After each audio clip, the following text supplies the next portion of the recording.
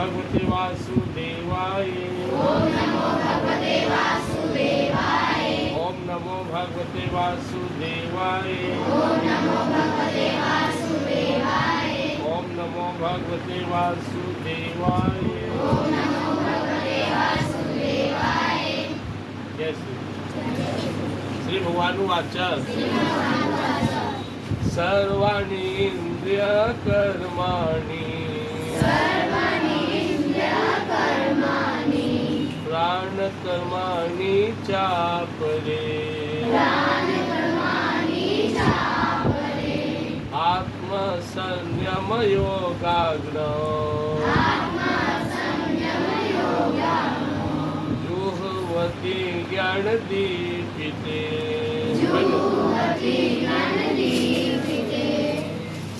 सर्वाणि इंद्रिय कर्माणि प्राण कर्माणि चापरे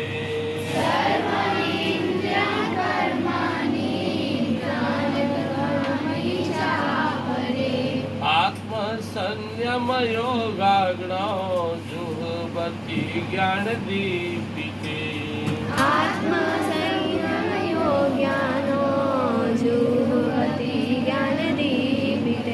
यज्ञ का प्रकाश रहते हैं। और कल भगवान ने इंद्रिय संयम और विषयों को इंद्रिय से प्रभावित न होने देना, विषय और इंद्रिय के बीच में अपनी बुद्धि को रखकर प्रभावित होना, उसी में यज्ञ बताया। दुनिया में सबसे ज्यादा भटकाव कहाँ है? इंद्रिय का। आँख, नाक, कान, जीभ, त्वचा हमेशा भटकता है। या उसके जो विषय है, आँख का विषय रूप है, कान का विषय शब्द है, ऐसे भी इसका विषय से बचाना यज्ञ। यज्ञ मतलब क्यों नहीं पूजा पाठ हवन, संयम भी यज्ञ है। अपने आप को नियंत्रण में रखना, मर्यादा में रखना, सदाचार, धर्माचार, ये करना भी यज्ञ है। उसी को आगे बढ़ाते भगवान कहते हैं सर्वाणि इंद्रिय कर्माणि प्राण कर्माणि चापरे। जो हमारे में प्राण शक्ति है, जिसे शरीर चल रहा है, और जो हमारी इंद्रिय है, इंद्रिय ना हो तो हम कुछ नहीं कर पाएंगे। इनको भी तरीके से, किस तरीके से? आत्म संयम योगाग्न, अपनी जो चेतना है हमारे अंदर में जो विवेक है, शक्ति है, इसके द्वारा खुद ही खुद को अपने अंदर में कंट्रोल में रखना। और यह जुह्वति ज्ञान दीपिते। अब इसको बढ़िया समझो। इस शरीर बनाकर भगवान तुम्हें तुम्हारा मालिक भी बना दिए। तुम मालिक हो ही, परमात्मा का अंश हो, लेकिन तुम अपनी शक्ति को नहीं जगाया। इसलिए तुम्हारा जीवन जितना शानदार होना चाहिए उतना शानदार नहीं। हम सबका जीवन जितना भगवान बढ़िया से बना के भेजे उतना शानदार नहीं है, क्योंकि हम अपनी शक्ति को व्यर्थ में खर्च कर, इंद्रिय पांच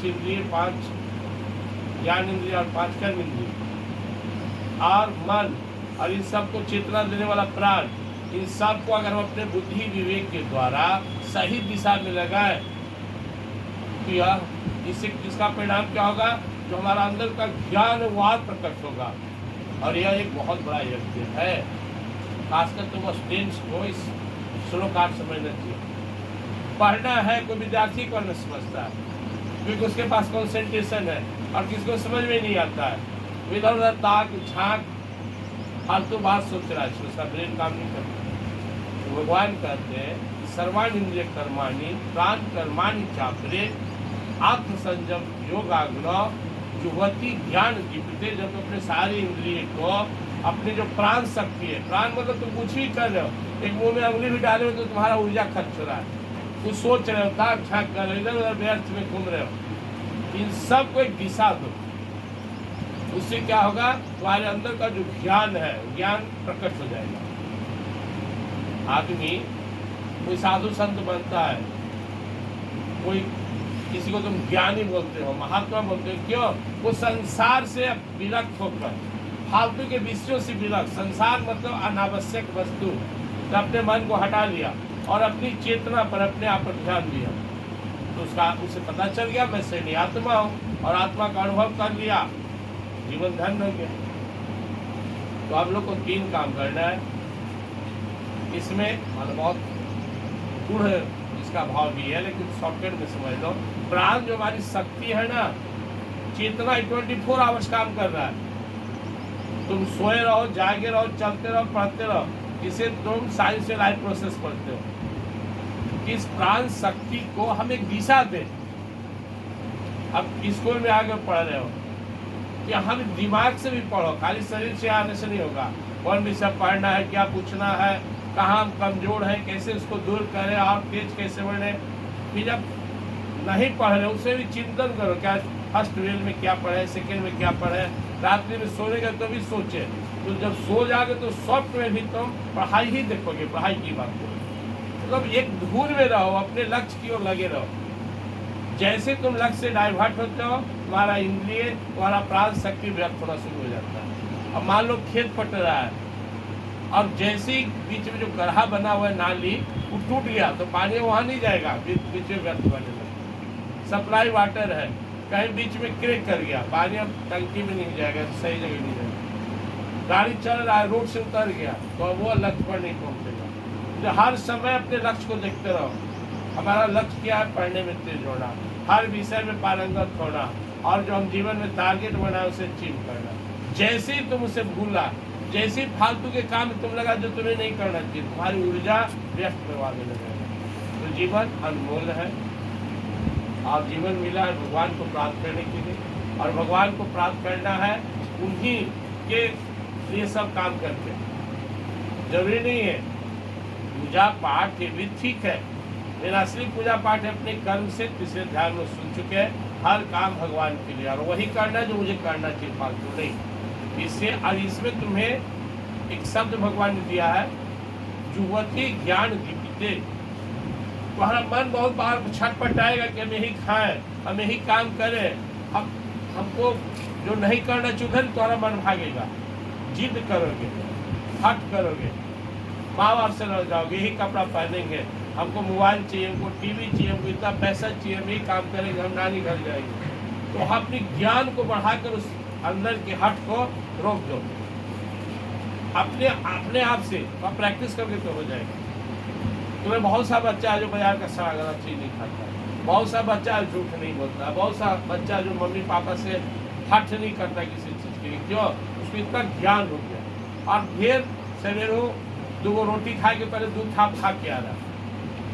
क्यों? उसके पास ज्ञान की कमी है।